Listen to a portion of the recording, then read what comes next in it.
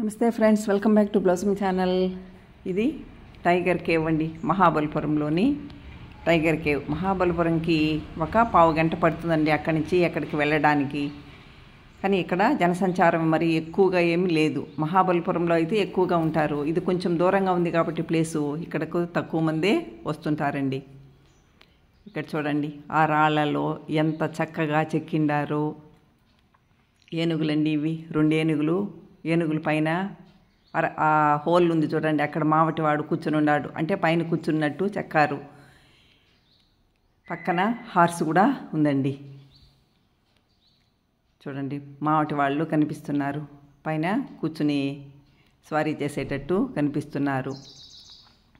ఈ గుండు రాళ్ళని ఎంత బాగా తీర్చిదిద్దారో చూడండి. ఆ ఫేసులు అవి, మన శిల్పుల కళా నైపుణ్యము ఎటువంటిదో చాలా అద్భుతంగా ఉందండి ఈ లైన్ కేవ్. ఆ లైను ఫేస్ ఉండేటట్టు చుట్టూ ఎంత చక్కగా చెక్కిండారు. శిల్పకళా నైపుణ్యము ఆనాటిది